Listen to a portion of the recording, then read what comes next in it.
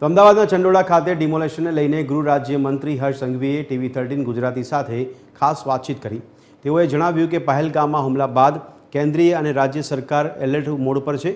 દેશના રાજ્યોમાં રહેતા ગેરકાયદેસર બાંગ્લાદેશી ઉપર તવાઈ બોલાવવામાં આવી છે. તેમાં ખાસ કરીને રાજ્ય પોલીસ દ્વારા ગેરકાયદેસર બાંગ્લાદેશીઓની અટકાયત કરવામાં આવી છે. ત્યારબાદ તેઓનું વેરિફિકેશનની પ્રક્રિયા હાથ ધરવામાં આવી. તમામ લોકોને હવે તેમના દેશ ડિપોર્ટ કરવામાં આવશે. સુરતમાં 227, અમદાવાદમાં 890, રાજકોટમાં 300થી વધારે બાંગ્લાદેશી લોકોની અટક કરવામાં આવી હતી.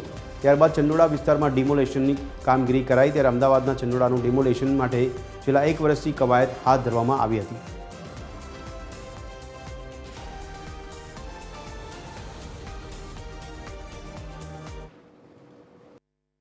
જમ્મુ કાશ્મીરના પહલગામ હુમલા બાદ કેન્દ્ર સરકાર એલર્ટ મોડ પર આવી ગઈ હતી. ત્યારબાદ સુરત હોય, અમદાવાદ હોય, રાજકોટ હોય, વડોદરા હોય, તમામ જગ્યા પર જે ઘૂસપેઠી હોય બાંગ્લાદેશી વિરુદ્ધ કાર્યવાહી કરવામાં આવી હતી. સુરતમાં પણ 284 જેટલા બાંગ્લાદેશીઓની ધરપકડ કરવામાં આવી હતી. અમદાવાદમાં 889 જેટલી, રાજકોટમાં 300 જેટલા બાંગ્લાદેશીઓની ધરપકડ કરવામાં આવી હતી. ત્યારે અમદાવાદમાં જે ચાંડોળ તળાવ છે, જ્યાંથી વધુમાં વધુ બાંગ્લાદેશીઓની અટકાયત કરવામાં આવી હતી, ત્યાં ડિમોલેશનની પ્રક્રિયા હાથ ધરવામાં આવી હતી. કયા પ્રકારનું આખું એક્શન પ્લાન હતો, ગૃહમંત્રી આપણી સાથે જોડાયા છે.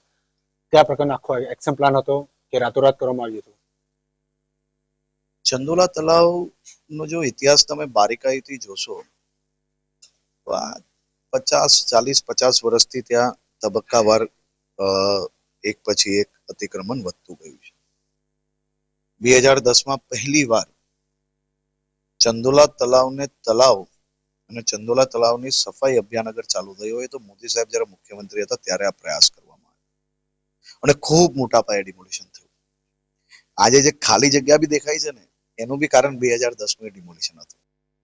જો તમે એના સેટેલાઇટ ઇમેજ ને બધું જોશો તો તમને અંદાજો આવશે. 2010માં આ ડિમોલિશન પછી અમુક લોકો, અમુક રાજકીય પક્ષ જેના માટે આ વોટ બેંક છે, અલગ અલગ દરરોજ કેસોના માધ્યમથી, કોર્ટની પ્રક્રિયાઓના માધ્યમથી ફરી ક્યાંક સ્ટે, ક્યાંક બીજા કારણોસર અમને એક લોકોને પાછું અતિક્રમણ કરવાનો અવસર પ્રાપ્ત થયો. પરંતુ ગુજરાત સરકારે બી આ કામગીરી નિરંતર ચાલુ રહી, કોર્ટમાં લડતા રહ્યા. સ્ટે વેકન્ટ થાય, સુપ્રીમ કોર્ટનું તળાવની આજુબાજુની જગ્યાઓ, આના માટેનું જે જજમેન્ટ આવ્યું, એનો એક ખૂબ મોટો સપોર્ટ મળ્યો. છેલ્લા 1 વર્ષથી આ પ્લાનિંગ હાથમાં લીધેલું હતું. મુખ્યમંત્રી શ્રી અનેક બેઠકો કરી. એ બેઠકોમાં એમને માર્ગદર્શન આપ્યું અને આખું નક્કી કરવામાં આવ્યું ફેઝ 1, ફેઝ 2, ફેઝ 3. ફેઝ 1 ની અંદર 1.5 લાખ મીટર જે જગ્યા હતી એ ખાલી કરાવી લેવામાં આવી છે. જગ્યા ખાલી થઈ, ત્યાં પ્રોટેક્શન વોલ બનાવી લેવામાં આવી છે. પાણી હવે ભરવાની પ્રક્રિયા ચાલુ થઈ ગઈ છે, એટલે ઝડપથી પાણી બી ભરી લેવામાં આવશે. ફેઝ 2 નું સર્વે ચાલુ થઈ ગયું છે. ઇલેક્ટ્રિસિટીના કનેક્શન કાપવા માટેનું ટોરેન્ટને સૂચના અપાઈ ગઈ છે. આવનારા દિવસોમાં ફેઝ 2 અને ફેઝ 3 ની બી કામગીરી લેવામાં આવશે. ચંદોલા તળાવનું અતિક્રમણ સંપૂર્ણ હટાવી લેવામાં આવશે. અને એ જ પ્રકારે તમે જોઈ શકો છો કે ગુજરાતભરમાંથી જે પ્રકારે ગુજરાત પોલીસની ઘૂસપેટીઓ પર એક સર્જિકલ સ્ટ્રાઇક કરવામાં આવી, જેના માધ્યમથી ખૂબ મોટી સંખ્યામાં બાંગ્લાદેશીઓને પકડવામાં આપેલ લોકોને સફળતા પ્રાપ્ત થઈ છે. આ લોકોને પકડ્યા પછી ક્યારે બી જે પ્રક્રિયા હોય છે એમાં 17 જેટલા વિભાગો એક સાથે મળીને નક્કી કરતા હોય છે અને એ પ્રક્રિયા બી ખૂબ ઝડપથી ચાલી રહી છે.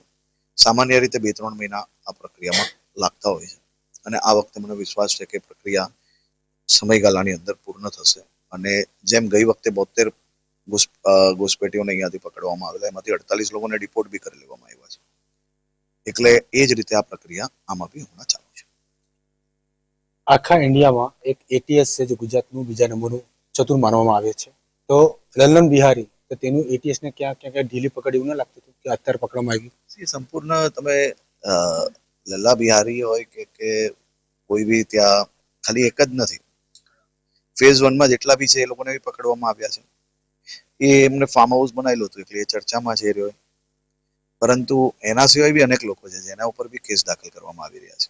ફેઝ 2 માં બી કરવામાં આવશે અને ફેઝ 3 માં બી એટલા જ મહત્વના લોકો પર કેસ કરવામાં આવશે. એમાં કોઈ એક બીને છોડવામાં નહીં આવે.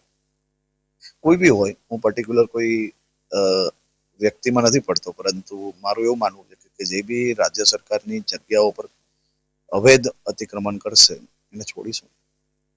અનેક શહેરો છે જ્યાં પાંડોળ જેવા ચાંદોડ જેવા હશે તેના વિરુદ્ધમાં કયા પ્રકારની કાર્યવાહી? બે પ્રકારના અતિક્રમણ છે. એક અતિક્રમણ છે કે આપણા દેશના નાગરિકો રહેતા હોય, અને એક અતિક્રમણ એવું છે કે જ્યાં ઘુસપેઠીઓ રહેતા હોય. તો ઘુસપેઠીઓ જ્યાં રહેતા હશે ત્યાં તો નહીં છોડીએ. મેં પહેલા બી કહ્યું છે કે ઘુસપેઠીઓને કોઈ બી પનાહ આપશે તો એક એકને પકડીને એવો હાલ કરવામાં આવશે કે ક્યારેય નહીં બચાય. આભાર. રોકવામાં આવ્યું છે કે પછી ડિમોલેશન હાલ ચાંદોડ? લોકોમાં તમને મેં કહી તો લીધું, આખું પ્લાનિંગ કહી લીધું. હવે એમાં દરેક લોકોને સમજાવવા ના જવાનું હોય. આટલું મોટું ડિમોલિશન દેશના ઇતિહાસમાં પહેલી વાર થયું છે. 1.5 લાખ મીટર જગ્યા 48 કલાકમાં ખાલી કરાવવી એ બહુ મોટો વિષય છે. હું કોઈને મનમાં એમ આવે કે આ બંધ થઈ ગયું તો એનાથી બંધ ના થઈ જાય. એ કોણ લોકો એવો પ્રયાસ કરે છે આપણે સમજવું જોઈએ, પરંતુ એ લોકો ખુશ થવા જેવું નથી. આ અટકશે નહીં, આખું ખાલી થશે પછી અટકશે. આટલું મોટું ઘૂસપેઠિયું તો ક્યાંક ને ક્યાંક આપણે ગુજરાત પોલીસ પશ્ચિમ બંગાળની પોલીસના સંપર્કમાં છે કે ખરી? કે સરહદથી બધા ઘૂસતા હોય છે?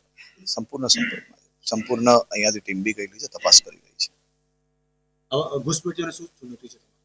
ઘુસપેઠીઓને ચુનૌતીઓ શું હોય? પકડીને મોકલી લઈશું. હવે ચુનૌતી આપવાનો સમય થોડો છે. આભાર.